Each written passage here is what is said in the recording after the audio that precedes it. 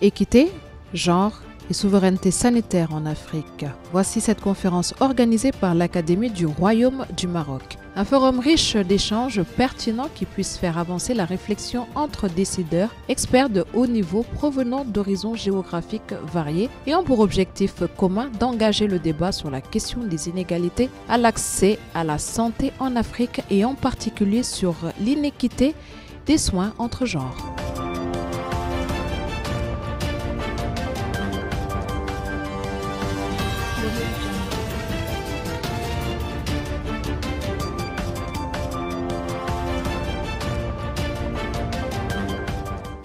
Dans ce cadre, les aspects les plus importants des systèmes de santé sont abordés par les différents panels suivants, à savoir les politiques de santé suivies par quelques pays africains avec une analyse de leurs points forts et points faibles, les perspectives et scénarios prévisibles, les coopérations existantes entre les pays africains et entre l'Afrique et le reste du monde, l'analyse de cas réussis des pays non africains, l'infrastructure hospitalière correspondante dans les 3 domaines de ressources humaines, des équipements et de la répartition géographique, ou la production locale des médicaments et l'utilisation des génériques, les politiques de prévention, la mise en évidence de solutions et la mise en application de recommandations concrètes en vue de l'amélioration de la situation actuelle. Bismillahirrahmanirrahim. Salatu salam ala ashraf al-mursalin. Monsieur André Azoulay, conseiller de Sa Majesté le Roi Francis que Dieu assiste. Messieurs les ministres, Monsieur le secrétaire perpétuel de l'Académie du Royaume du Maroc, Madame la Présidente du Forum Équité Genre et Souveraineté Sanitaire, Messieurs les ambassadeurs, Madame la Commissaire de la Santé de l'Union africaine, chefs d'État, Messieurs les présidents directeurs généraux des établissements, Messieurs le doyen président de l'université, Excellences, honorable assistance. Je suis heureux et honoré de participer avec vous à ce forum international de haut niveau et qui constitue un véritable espace de partage et d'échange autour de thématiques prioritaires qui sont liées aux défis et perspectives des systèmes de santé en Afrique. La thématique choisie, à savoir équiper le genre de la souveraineté sanitaire, revêt une importance capitale dans le contexte actuel sur le plan national et régional. Mesdames et messieurs, honorables assistance, l'Afrique a certes enregistré d'importants progrès pendant les dernières décennies en matière d'accès aux services de santé. Cependant, elle demeure confrontée à des défis majeurs.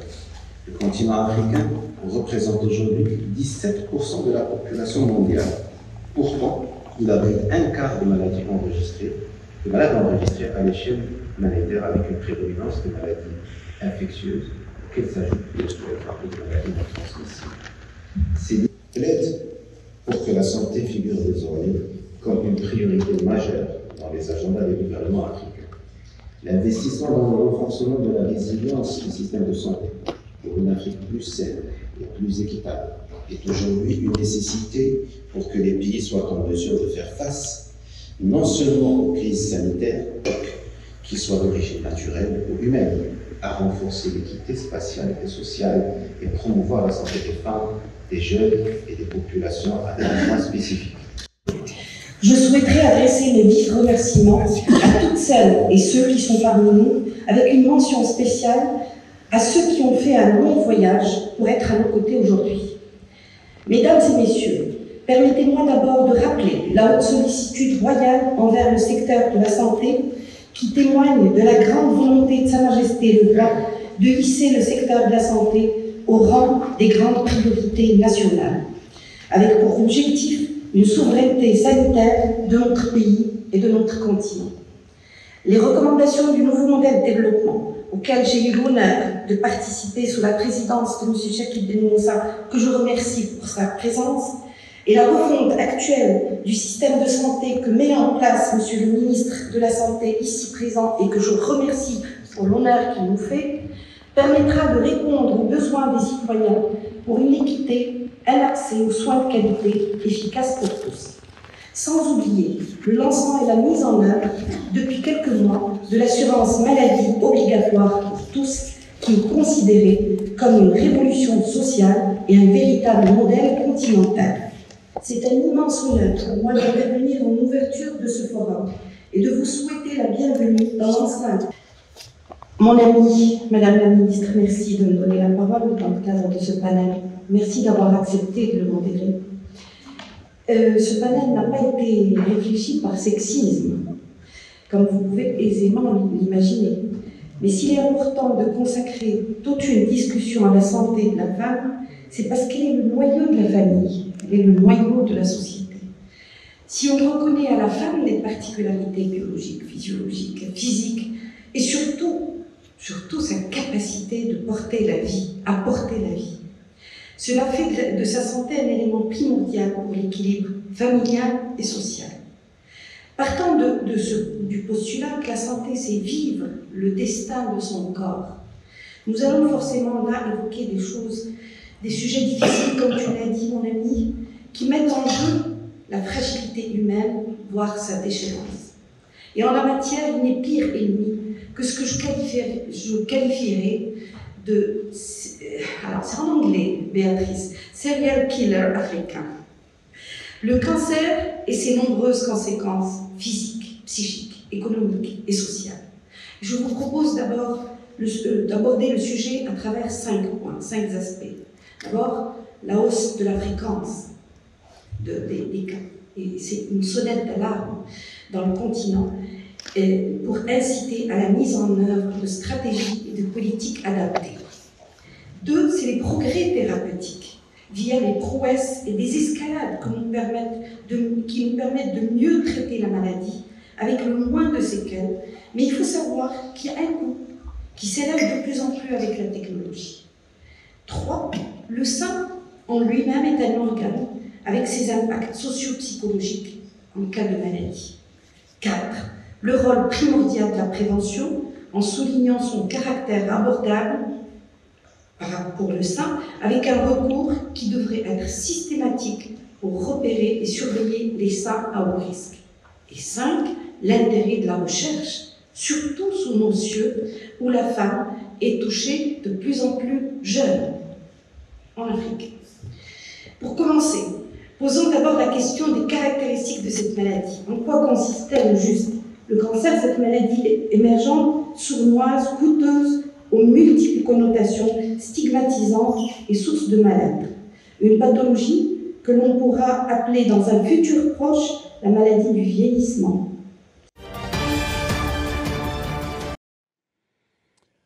Permanent Secretary Abdul Jalil Lahjomri, Forum Chair Professor Raja Agzadi, dear ministers, colleagues and friends. The catch cry of the Sustainable Development Goals is to leave no one behind. We are far from realizing that vision, especially in Africa. In our continent, 43% of women lack access to modern contraceptive methods.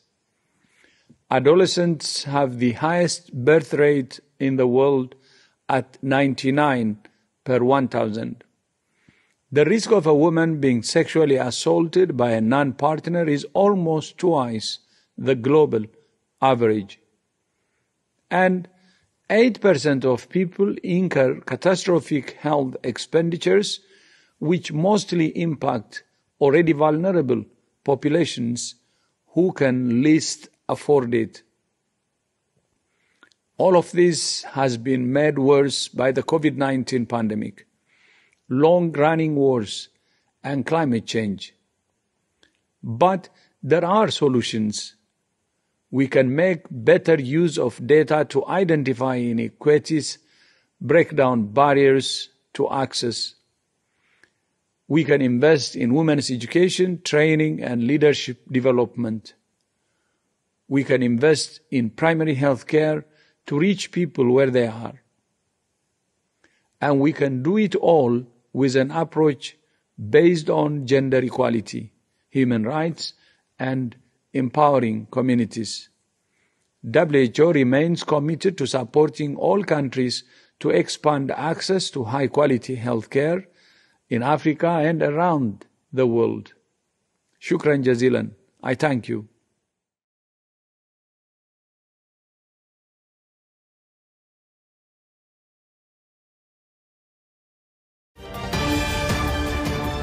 La vie quotidienne de chaque citoyen, famille et communauté. Alors, faudrait-il tout déblayer des broussailles qui entravent le progrès? Ce n'est pas seulement parce que cela heurte notre sensibilité, c'est aussi parce que l'effet toxique de la corruption est là, présent tous les jours. Ce fléau, la corruption, persiste toujours et à mon avis, c'est un impôt sur les pauvres. Mesdames et messieurs, un exemple fondamental est celui des obstacles à l'éducation. Nous qui sommes les leaders, nous devons tirer parti de notre dividende jeunesse et assurer une éducation moderne à tous nos jeunes. L'éducation est un moyen de sortir de la pauvreté et d'accéder à un monde plus prospère et pacifique. C'est aussi un moyen direct de développement économique, car elle crée une socle de compétences et d'analyse dont dépend l'innovation technologique partout dans le monde. Au plus haut niveau du spectre de l'éducation, nous devons veiller à ce que nos étudiants, les plus talentueux, puissent bénéficier de l'enseignement supérieur de classe mondiale sans être obligés de le chercher à l'étranger.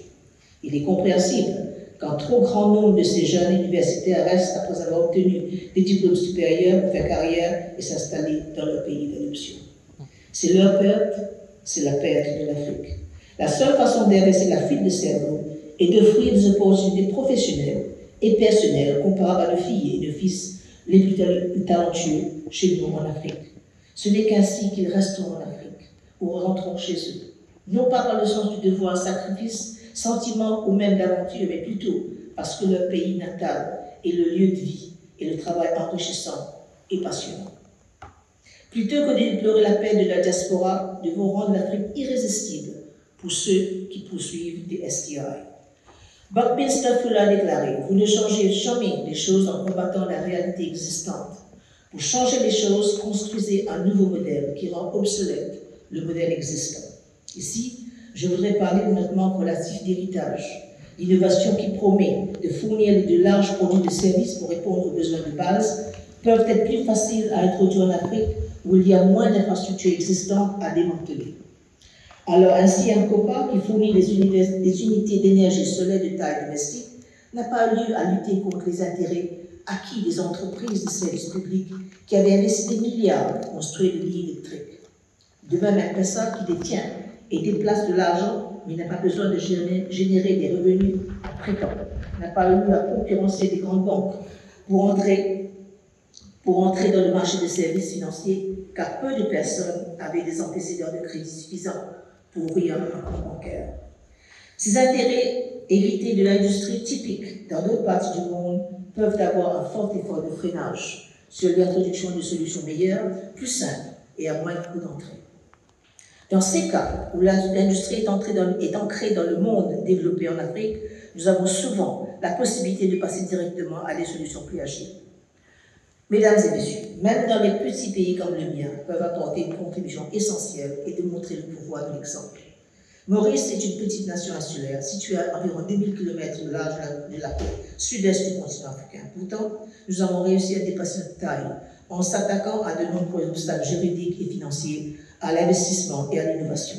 Il s'agit notamment des traités bilatéraux visant à éliminer le double d'imposition et la rationalisation de la réglementation bancaire, ainsi que les investissements publics culturels dans l'éducation.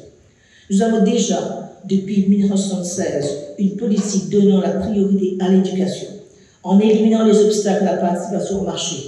Et si l'on considère que l'une de ces variables de classement mondial de la compétitivité est la taille de marché, et que notre marché intérieur ne représente que 2/3 de celui du Nigeria, une des plus grandes économies en Afrique.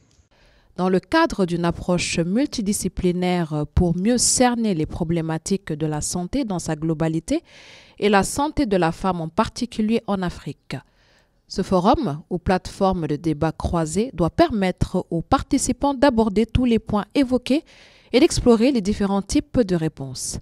Il s'agit également de mettre en évidence les synergies entre les pays africains. Ce nom indique une nouvelle approche de la santé mondiale en lien avec la mondialisation, donc ce processus de globalisation, d'interdépendance croissante à l'échelle de la planète, qui a commencé il y a une trentaine d'années, effectivement à la fin du XXe siècle, vers une sorte de compression de l'espace et du temps, donc avec cette idée que nous serions aujourd'hui un espèce de village mondial dans lequel les choses peuvent évoluer très vite dans une sorte d'accélération du temps et de l'espace. L'historien Fernand Braudel disait déjà, bien avant que le concept de santé mondiale n'émerge sur la scène internationale, que c'est à l'échelle du monde que se joue désormais le destin pathologique des hommes. Donc il s'agit de penser les effets de la mondialisation sur la santé en tant que telle. C'est vrai que tous les déterminants de notre santé sont largement mondialisés aujourd'hui. L'air que nous respirons, la façon dont nous nous alimentons, les comportements qui sont les nôtres, qui sont mondialisés aussi d'une certaine façon, ou même la façon dont nos systèmes de santé respectifs sont organisés. Nos conditions de vie sont de plus en plus façonnées par des événements ou des processus qui se déroulent ailleurs que dans nos pays respectifs, parfois même à l'autre bout du monde, et cette mondialisation semble totale au sens où elle se décline à tous les niveaux, donc mondialisation des modes de vie comme je l'évoquais, mondialisation des échanges, jamais l'homme ne s'est autant déplacé, alors c'est vrai pour les hommes en général, mais c'est aussi vrai, j'y reviendrai, pour les patients et pour les personnels et professionnels de santé. La première cause, évidemment, de ces mobilités, c'est le progrès technique. Il m'a fallu très exactement 2h55 pour rejoindre Rabat depuis Paris en avion. Donc, progrès technique, vitesse, baisse des prix, simplicité des voyages. En tout cas, pour ceux qui ont les bons passeports et les bons visas, ce qui est une autre question, évidemment. En tout cas, tout cela joue évidemment un rôle central dans la mondialisation.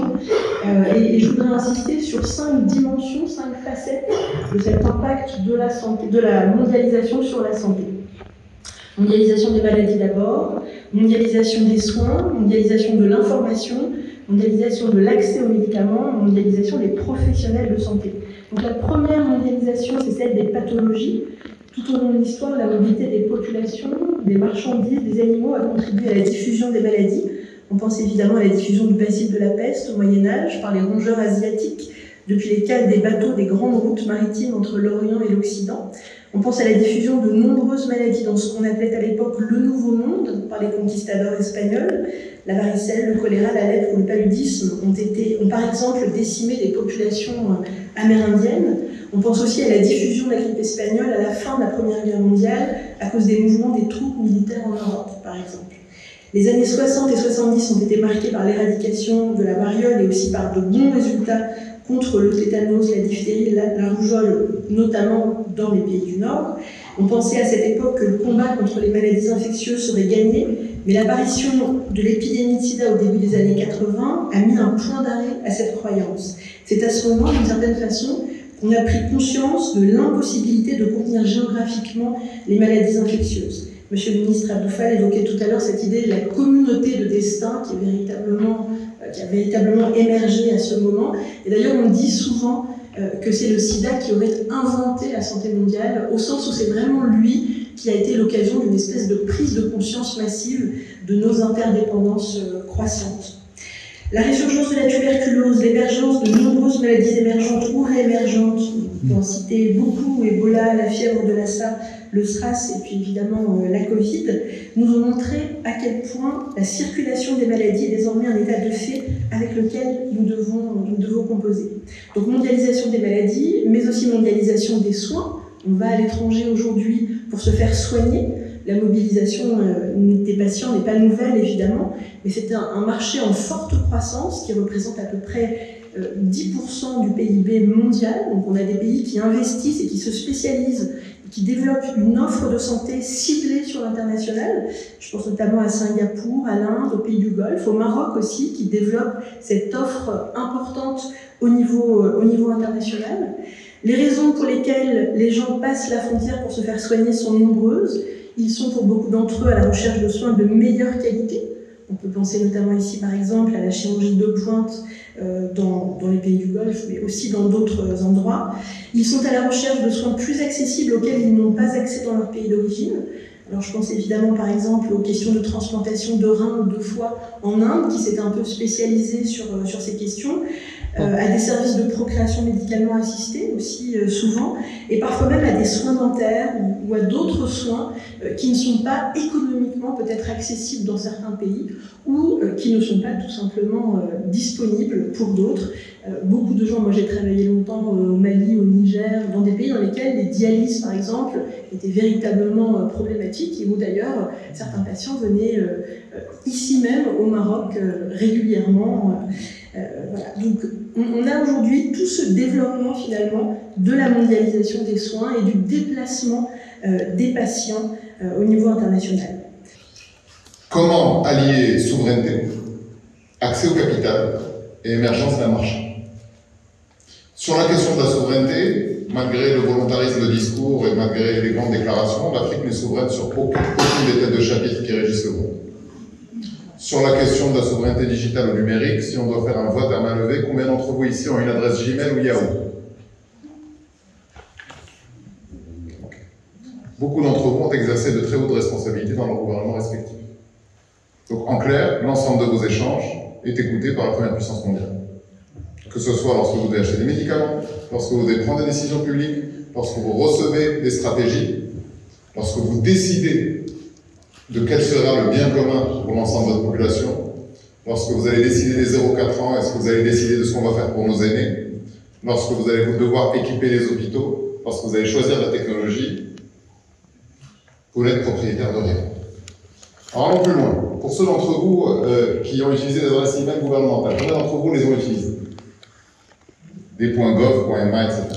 Bon. Deuxième mauvaise nouvelle, ça ne nous appartient pas non plus. Ça appartient à l'ICANN, ça appartient aux Américains, et donc les nœuds Internet avec lesquels on fonctionne ne nous appartiennent pas. Donc, la première des souverainetés, qui est la souveraineté de l'information et de l'indépendance de l'esprit, nous l'avons pas. La manière dont nous regardons le monde et dont nous le concevons, combinée à la faiblesse des centres de production de savoir que nous avons en Afrique, font que nous sommes aujourd'hui, nous représentons 0,1% à peu près de la connaissance mondiale. Le cœur, le centre de gravité de la connaissance mondiale se situe aujourd'hui dans l'Occident historique et dans les anciennes puissances coloniales. Donc, nous sommes aujourd'hui dépositaires qu'une partie de la réflexion mondiale. La seconde question, c'est l'accès au capital. Et il existe un ordre immuable qui, moi, me révolte, mais je pourrais vous retourner la question. Pourquoi est-ce que quand on est pauvre, on emprunte beaucoup plus cher que ceux qui sont riches? Quels sont ceux qui ont le plus besoin d'argent? C'est ceux qui sont pauvres. Alors, il y a évidemment des agences de notation. Je crois qu'on a tous ici une opinion sur leur crédibilité depuis la crise de 2008, qui vous disent que c'est le coût du risque. En réalité, totalement faux.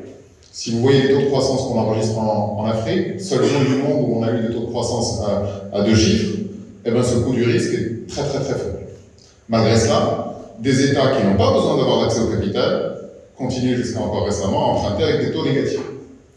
Alors que certains États, notamment l'Afrique de l'Ouest francophone, qui est dans une situation plus difficile que l'Afrique de l'Est, empruntent aujourd'hui à des taux qu'on pourrait considérer comme des taux usuraires. 6%, 7%, 8%. Et en plus, il faut venir les supplier. Donc, chaque année, on a cette danse des chapeaux à plumes vers le FMI et la Banque mondiale pour dire, s'il vous plaît, on est gentil, on va être sage, etc. Mais prêtez-nous un peu d'argent parce qu'on en a besoin pour nos infrastructures essentielles. Donc le deuxième nœud gordien de ce trilemme étant l'accès au capital, il n'est pas résolu non plus. En plus, lorsqu'on veut y arriver, on est obligé d'appeler une banque d'affaires. Et quand on appelle cette banque d'affaires, généralement elle est occidentale. Donc on est encore dans une situation extrêmement compliquée. Le troisième élément, c'est l'émergence d'un marché qui soit suffisamment important et d'une classe moyenne qui soit suffisamment importante en Afrique pour que l'économie de la santé et l'économie du médicament soient suffisamment viables pour qu'on puisse avoir des investissements qui soient à taille dans nos pays. Or, on est là, à l'intérieur du trilemme, dans un dilemme. Nos partenaires traditionnels nous considèrent comme un client. Ils veulent nous vendre des choses. Et ils veulent nous vendre des choses pour lesquelles ils nous prennent de l'argent, à des taux très importants. Mais ils ne nous considèrent pas comme un marché. Parce que s'ils nous considéraient comme un marché, on ne serait pas dans la situation dans laquelle on est aujourd'hui, qui est un paradoxe absolu. D'un côté, on nous dit, dans ce débat organisé maintenant de la relocalisation, où les Européens se sont rendus compte que leur surexposition aux économies d'Asie du Sud-Est les ont rendus extrêmement vulnérables pendant la pandémie parce qu'ils n'avaient plus accès à la chimie, ils n'avaient plus accès au paracétamol, ils n'avaient plus accès Malgré une amélioration notable et régulière, ça a été dit par les orateurs qui m'ont précédé, des indicateurs sanitaires en Afrique ces dernières années, la région africaine est encore confrontée à de nombreux défis sanitaires. Je vais essayer de les résumer en 3 défis. Le premier défi est celui dû à la croissance rapide de la population africaine. Cette croissance était maintenue durant les 10 dernières années et continue à progresser. Comme l'a dit le ministre de la Santé, l'Afrique compte pour 1/6 de la population mondiale. Et la population de l'Afrique devrait quasiment doubler d'ici 2050. Cette croissance s'explique principalement par un taux de fécondité qui reste élevé. Toutefois, ce taux de fécondité a beaucoup diminué au cours des 30 dernières années, grâce aux services des soins de santé primaires. L'espérance de vie moyenne à la naissance a augmenté. Elle est passée de 53 ans en 2000 à 65 ans en 2019. Et je discutais de ce sujet ce matin avec mon ami, l'ancien directeur régional du Bureau de la Santé de l'OMS en Afrique. L'espérance de vie moyenne en bonne santé a aussi augmenté, de 45 ans à 56 ans au cours de la période 2010-2021. Ces évolutions confirment une amélioration notable et manifeste de la santé et du bien-être des habitants de la région africaine. Des progrès significatifs ont été accomplis aussi en termes d'accès universel aux services d'assainissement, d'approvisionnement en eau potable, malgré que des lacunes subsistent en ce qui concerne leur qualité. Bien sûr, avec des variations entre pays. L'alimentation malsaine, le tabagisme, la consommation d'alcool, l'abus d'antibiotiques, la pollution atmosphérique sont également en augmentation dans la région. Et la morbidité et la mortalité liées à leurs effets est aussi en hausse constante.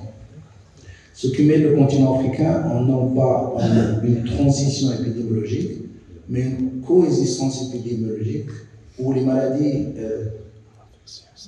infectieuses sont encore présentes, mais les maladies non transmissibles augmentent de manière très significative.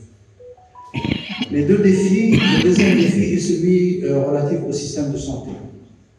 Les infrastructures de santé sont souvent insuffisantes, souvent sous-financées, ce qui limite l'accès de la population à des soins de qualité.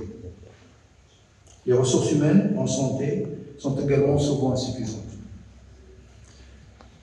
Les services sanitaires en Afrique peuvent varier beaucoup en fonction du lieu de l'habitat, urbain ou rural, de la nature du patient, est-ce qu'il est admis à l'hôpital ou en ambulatoire, de la pathologie du patient, de sa capacité financière et de son milieu socioculturel. Même si des efforts considérables ont été consentis dans la région africaine, l'indice de couverture de services, l'un des principaux indicateurs de suivi de la couverture sanitaire universelle, se maintient à environ 50%. Il est aussi à noter que plus de la moitié des décès maternels dans le monde survient en Afrique subsaharienne, avec plus de 500 décès pour 100 000 naissances vivantes et 27 décès néonatales pour 1000 naissances vivantes. La couverture vaccinale recule en Afrique, à l'instar d'autres régions du monde. Cette baisse a été accentuée par la pandémie Covid-19 qui a repoussé les objectifs à atteindre et contraint les pays africains et d'autres pays à redoubler les efforts pour rattraper le retard en matière de vaccination à tous les niveaux. En 2019, la région africaine a consacré 5,3% de son PIB à la santé. Les dépenses moyennes dans la région africaine ont triplé pour atteindre $90 par habitant entre 2002 et 2011, avant d'amorcer une baisse durant la période 2014-2016. En 2020, la région africaine avait une densité de 3 médecins pour 1000 habitants, loin de la moyenne internationale. Le continent est aussi confronté à une exode de médecins formés en Afrique vers les pays développés. L'Afrique compte 13 personnes infirmiers pour 10 000 habitants, tandis que l'Europe et l'Amérique du Nord en comptent plus de 80. L'OMS estime que plus de la moitié de la population de la région africaine n'a pas plein accès aux médicaments essentiels. Et, sauf quelques exceptions en Afrique, les pays africains importent environ 3/4 de leurs besoins en médicaments. À l'occasion, le professeur Raja nous a aidé au Mali à dépister près de 300 femmes. Donc, il y avait une dizaine d'entre elles qui étaient donc pistées porteuses de cancer et qui ont été opérées par ces soins. Et à l'époque, le Fonds de solidarité nationale a donc contribué à soigner ces femmes-là. Donc, c'est pour vous dire que Raja n'a pas commencé son combat pour l'amélioration de la santé en Afrique aujourd'hui. Elle le fait depuis très longtemps. Et nous l'encourageons, nous la félicitons pour son combat, son énergie et sa disponibilité pour l'amélioration de la santé en Afrique. Alors, pour aborder ce thème-là, il y a un aspect qui a été déjà abordé, c'est celui du contexte géopolitique, n'est-ce pas? Pour dire que le secteur de la santé présente des enjeux économiques, financiers et géostratégiques.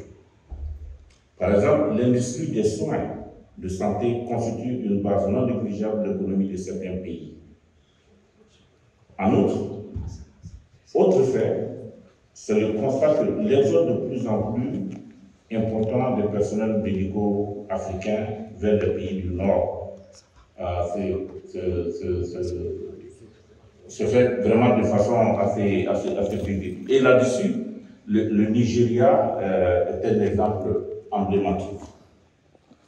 Par ailleurs, l'Afrique constitue très peu d'industries pharmaceutiques, se trouve dans une situation de marché captif, avec des médicaments produits hors du continent, parce qu'il y a très peu de pays africains qui produisent des médicaments. Donc, vous convenez avec moi qu'une telle description, un tel tableau n'est pas sans conséquence sur la santé de 50,14% de la population totale africaine que représentent les femmes. Toutefois, ce qui pourrait être considéré comme défi peut présenter des opportunités dans le cadre d'une réflexion partagée comme celle que nous menons aujourd'hui et des actions portées dans une dynamique continentale. En vue d'améliorer et d'augmenter l'efficacité et les performances des systèmes actuels de santé, comme la production de médicaments, la formation de ressources humaines nécessaires. Je suis honoré d'être des vôtres aujourd'hui dans cette belle capitale Rabat pour débattre de l'un des problèmes et des défis existentiels de notre époque, à savoir équité, genre et souveraineté sanitaire en Afrique.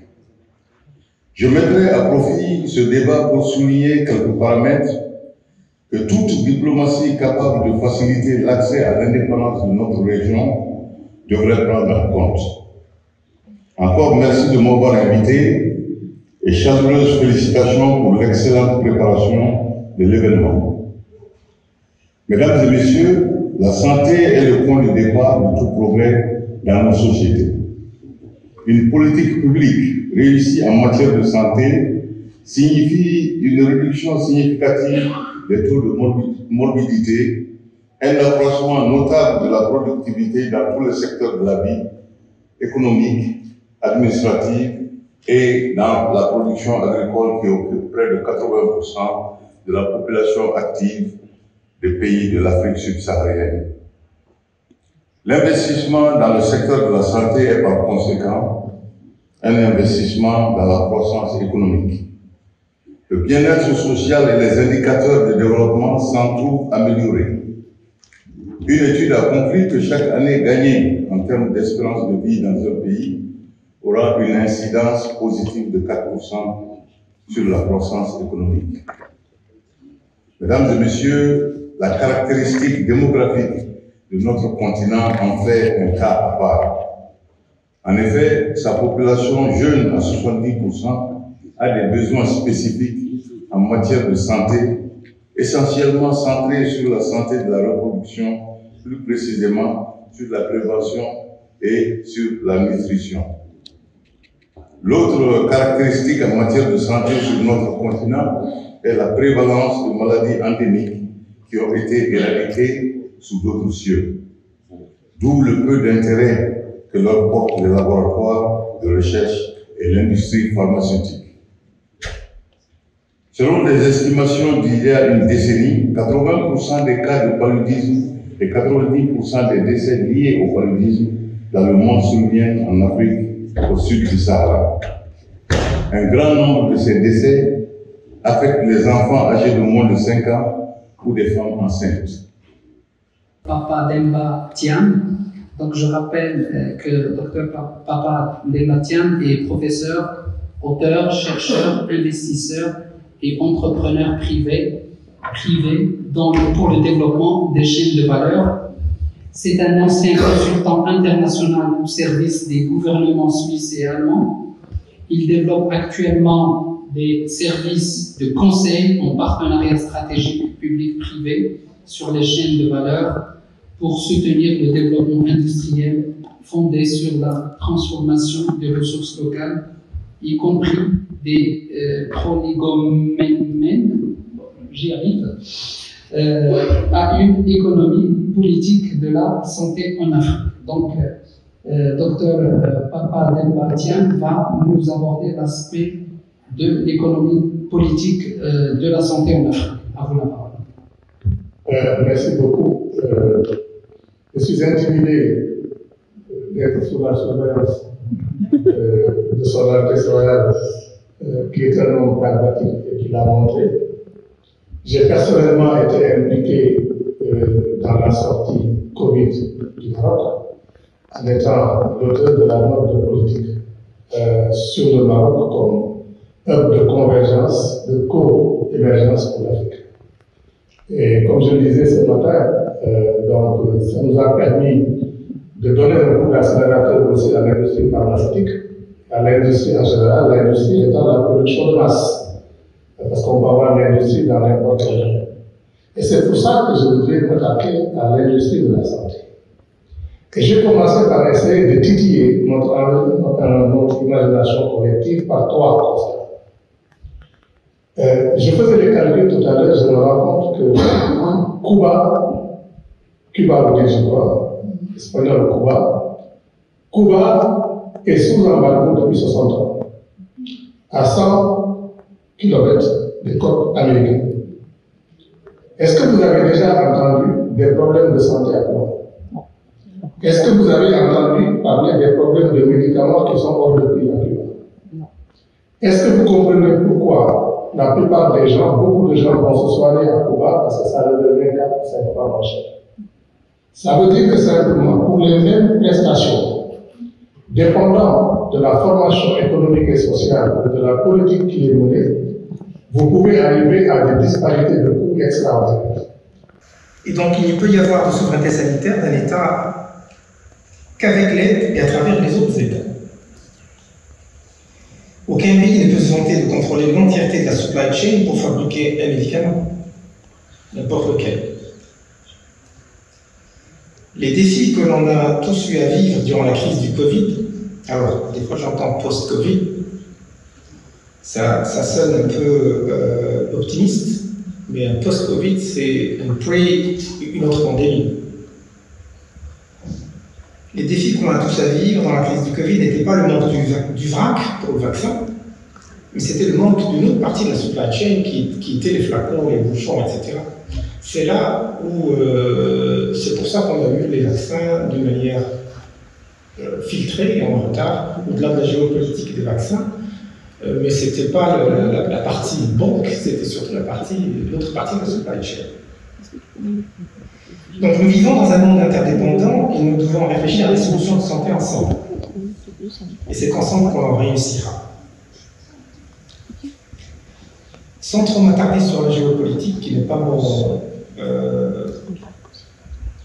le sujet pour lequel je suis ici, je pense que nous sommes capables d'atteindre cette souveraineté sanitaire et par conséquent une meilleure équité des soins On travaille ensemble sur 5 éléments essentiels et je vais partager avec vous mon expérience personnelle sur les 5 éléments essentiels. Et quand je dis expérience, c'est une expérience vécue à travers la crise du Covid, au niveau Maroc et au niveau africain, avec l'État marocain et avec l'Africa CDC. Premièrement, le premier élément, si on veut réussir ou au moins atteindre une certaine souveraineté sanitaire, c'est tout d'abord qu'il faut avoir une approche top-down. Alors là-dessus, les pouvoirs publics ont un rôle majeur dans ce processus, sans lesquels il ne peut pas réussir. Donc il ne peut pas y avoir de souveraineté sans qu'il y ait un apport constant des pouvoirs publics, dès le départ, s'il n'y a pas ce leadership. Et pas simplement être là pour faciliter, mais peut être là pour l'idée également là-dessus, il ne peut réussir. La souveraineté sanitaire ne peut pas être déléguée à un secteur industriel, quel qu'il soit, sans les pouvoirs publics ne soient le porteur principal et le garant dans le temps de cette souveraineté, surtout sanitaire. Tout dernièrement, la pandémie du coronavirus, on parle aujourd'hui de variole du singe. Et tout dernièrement, je vais probablement à Malabo où on parle de la maladie à virus marburg. Ça, ce sont de nouvelles maladies qui ont fait leur apparition. Et quels sont les facteurs qui favorisent ces maladies? Quelqu'un l'a dit ici, il y a la problématique des changements climatiques et environnementaux. Cela crée énormément de problèmes et amène de nouvelles maladies. Et aussi notre façon de vivre aujourd'hui. Nous avons la chance d'avoir les jeunes que je salue dans la salle. Et aussi la manière de vivre avec le monde animal. Cette évolution aussi amène des agents pathogènes et aussi les modifications. Je me rappelle, il y a quelques années, on parlait de vaches folles, ou je ne sais plus comment, parce que les vaches mangeaient de la viande. Ça, c'est une façon de faire. On ne peut pas enrichir la nourriture du bétail avec de la viande, cela a créé d'autres difficultés. J'ajouterai, hier, j'ai suivi, on a salué la zone de libre-échange, les avantages. Mais il n'y a pas que des avantages. Il y a aussi des inconvénients. On circule, ou du moins notre objectif, c'est d'avoir cette libre circulation des personnes et des biens, et aussi le marché qui s'ouvre, et cela va aussi avec la propagation aussi de certaines maladies. Et nous avons aujourd'hui de nouvelles formes avec les changements climatiques, les inondations. J'étais au Malawi où le cyclone a amené de nouvelles maladies et des gens se retrouvent dans des difficultés à cause justement des changements climatiques. Sans oublier aussi au niveau de notre continent, nos facteurs socio-culturels, on a nos habitudes alimentaires aussi qui créent certaines difficultés. Quels sont les impacts? Les impacts se retrouvent à tous les niveaux. J'étais aux affaires politiques comme commissaire lorsque on a eu la pandémie du corona. Cela a eu un impact politique parce que des pays n'ont pas pu organiser des élections. Ça a joué et on s'est retrouvé aussi dans beaucoup de difficultés parce que au niveau socio-économique, c'était dans tous les secteurs. Donc, c'est vous dire que ces maladies ont des impacts économiques, le ralentissement du commerce, on ne pouvait plus bouger, on ne pouvait plus voir pourquoi des Africains ne viendraient pas se soigner au Maroc, aussi à des coûts vraiment qui soient raisonnables. J'insisterai sur le leadership, un leadership qui soit fort, des partenariats et une coopération scientifique. Comme je dis cela, j'ai l'impression que cela aussi marque les cliniciens, les experts en santé publique, travailleurs de la santé, les dirigeants gouvernementaux et les bailleurs de fonds aussi, nos partenaires.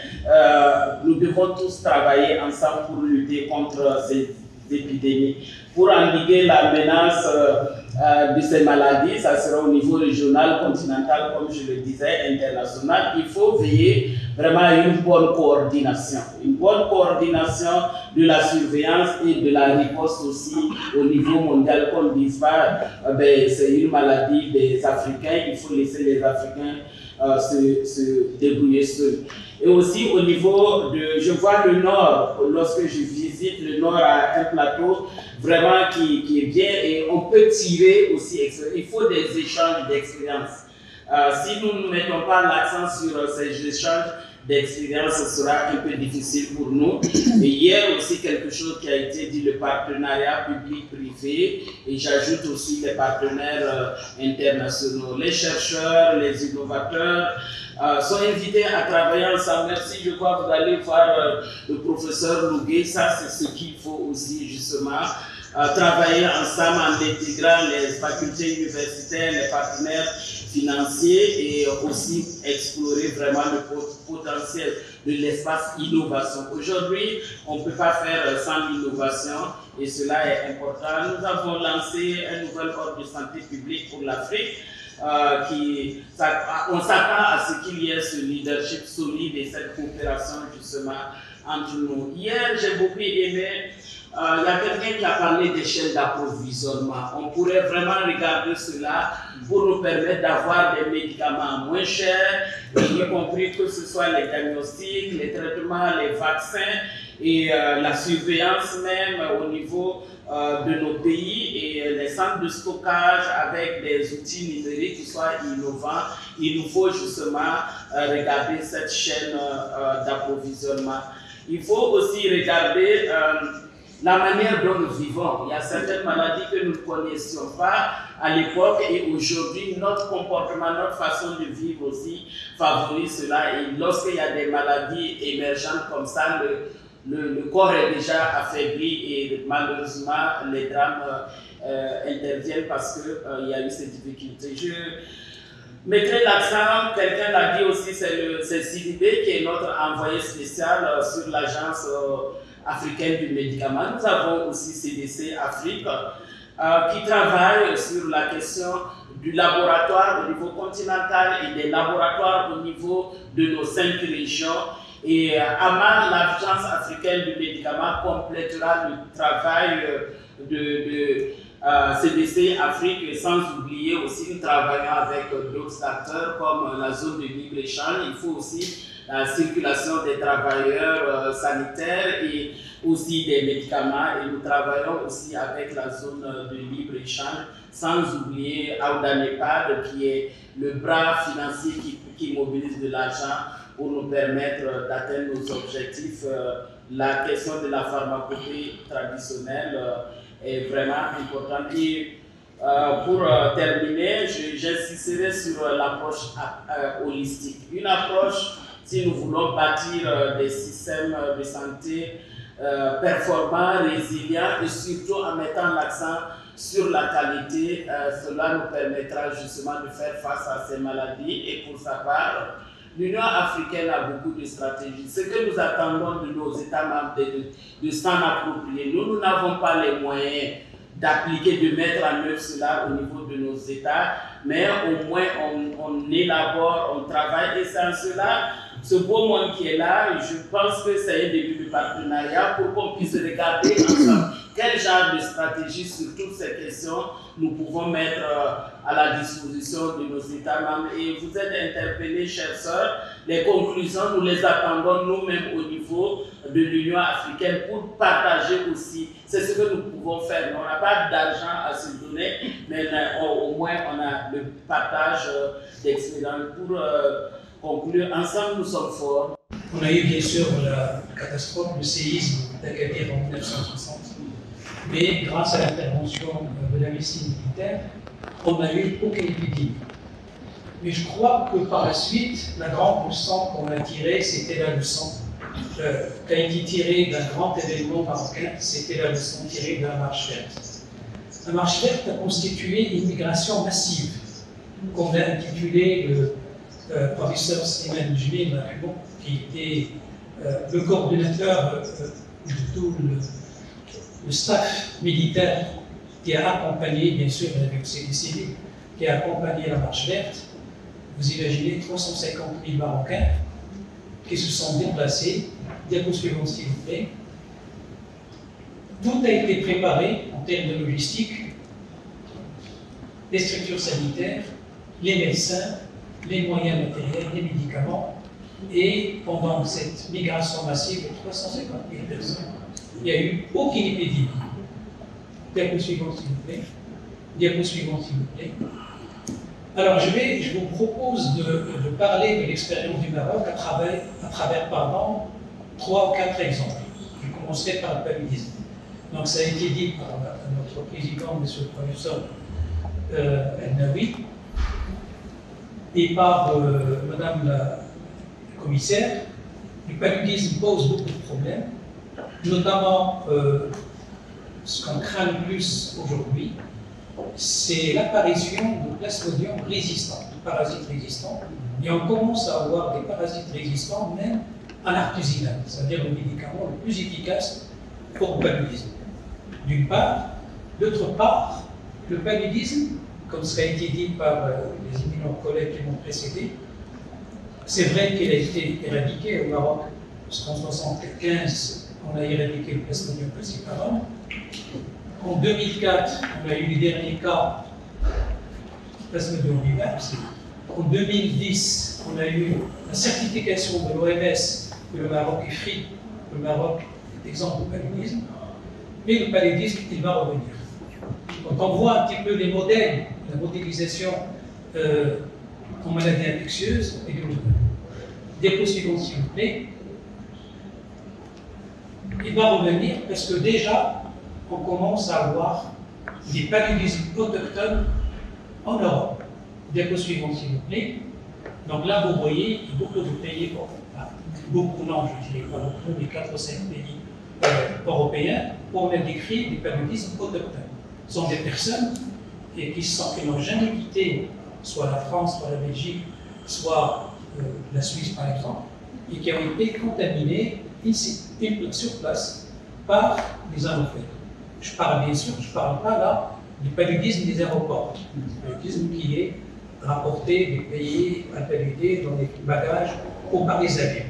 Ce type de paludisme en général, on arrive à le gérer parce qu'il y a des recommandations très précises de règlement d'ajustement sanitaire international.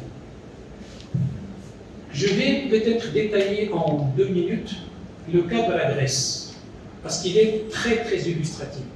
Alors la Grèce, il y a eu en 2011 40 cas du paludisme autochtone. Et la question qui était posée à ce moment-là, c'est que comment ce parasite qui a été éradiqué auparavant est arrivé. Et une grande question qui était posée à ce moment-là, et on arrive à l'équité et à la migration, c'est que est-ce que les Asiatiques qui étaient migrants à ce moment-là dans le sud de la Grèce n'étaient pas responsables justement de la réintroduction de ce paludisme. Et une étude, diapo suivante s'il vous plaît, une étude, pardon, revenez s'il vous plaît, une étude a été faite justement, cette étude génotypique, c'est-à-dire par biologie moléculaire, il a montré qu'effectivement, il y avait des parasites qui étaient dans le pays et qui sont revenus, et puis il y avait aussi des parasites qui étaient ramenés par des migrants asiatiques, du Bangladesh, etc., d'autres pays asiatiques.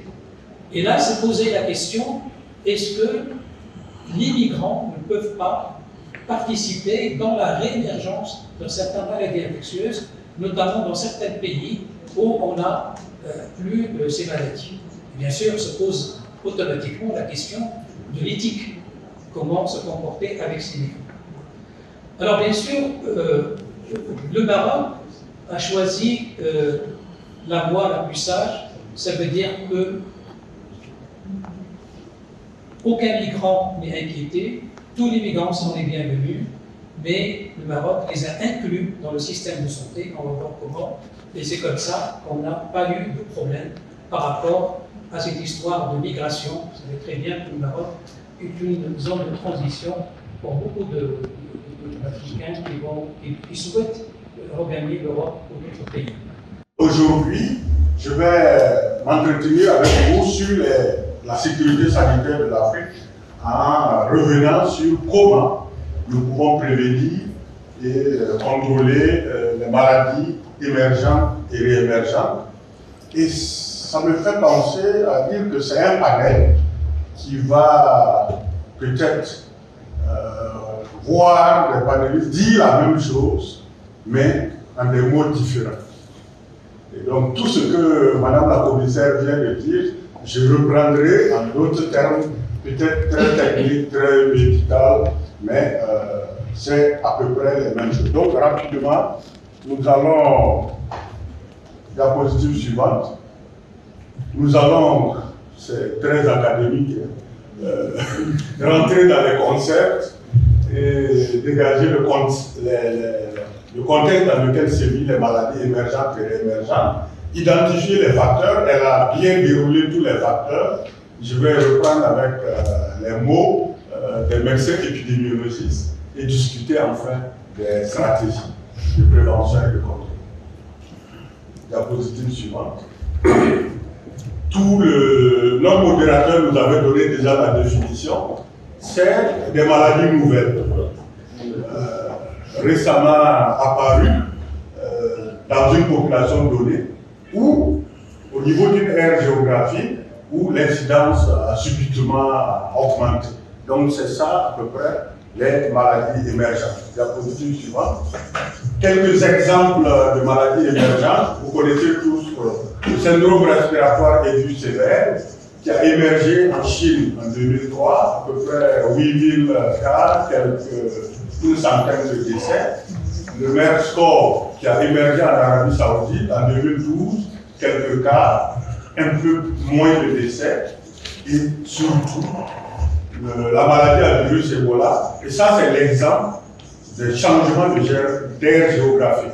Vous avez vu qu'on connaissait Ebola au Congo, on connaissait Ebola au Soudan, on connaissait Ebola au Gabon, et subitement, en Afrique de l'Ouest, on voit une épidémie massive, parce que urbaine, de maladies à virus Ebola.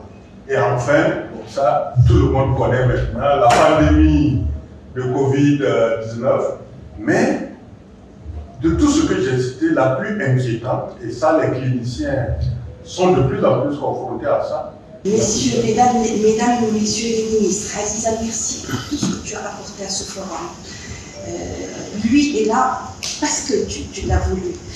Et d'autres, merci à tous les représentants, les économistes, les représentants de la presse. Oui, Mokhtar, la presse est essentielle dans notre programme et dans la santé. Merci.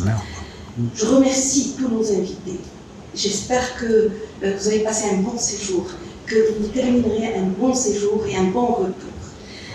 C'est par rapport à l'émotion, par rapport à la joie. La joie, c'est de voir naître ce bébé, ce premier forum. C'était une aventure.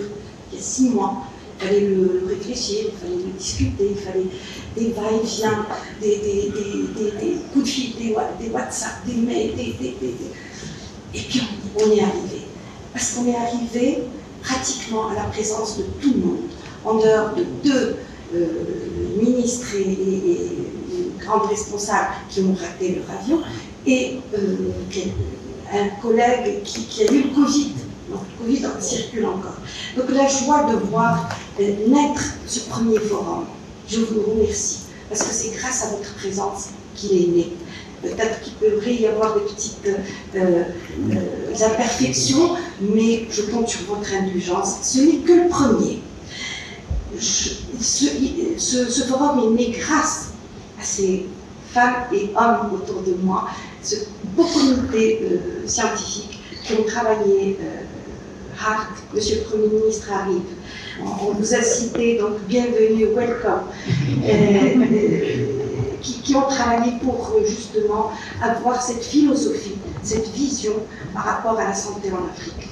Et au centre vous l'avez compris, au centre c'est le genre, au centre c'est ces relations en Afrique. Et je crois que vous l'avez compris, c'est le 3e point, l'énergie. L'énergie d'aller de l'avant. Je crois que depuis tout à l'heure, je reçois votre énergie positive. Tiens, tu m'en as donné plein, merci. D'aller de l'avant.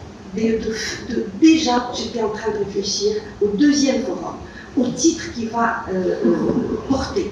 Et je crois que c'est tout tracé. on a parlé du mindset. Je pense que ça va être au centre de la discussion du prochain forum. Je souhaite que vous reteniez déjà la date, et autour de la date de mon anniversaire, n'est-ce pas? C'est tout fait. On vous communiquera plus d'informations à ce propos. Donc, oui, et puis la jeunesse, merci d'être présent, parce que vous êtes la relève de cette Afrique. C'est mindset qui nous permettra de travailler ensemble, de décloisonner les choses et de créer ensemble. On peut créer ensemble. Je vous promets, pour le prochain thème, il n'y aura pas de restrictions pour Monsieur Wotten, tu pourras parler tant que tu veux, mais ça sera autour d'un thème qu'on décortiquera à la chirurgicale. Je ressens cette force, vous me la donnez. Et puis la persévérance, c'était le 4e point, la persévérance. Oui, j'ai bien retenu Adama. Il va falloir qu'on aille vers une académie de santé. Oui. On va persévérer comme j'ai fait avec Madame la commissaire et on va aller vers là, on compte beaucoup sur toi, Stéphanie, vers ce master santé mondiale. Ça me tient beaucoup à cœur. Ça a été l'origine, et tu le sais, Stéphanie.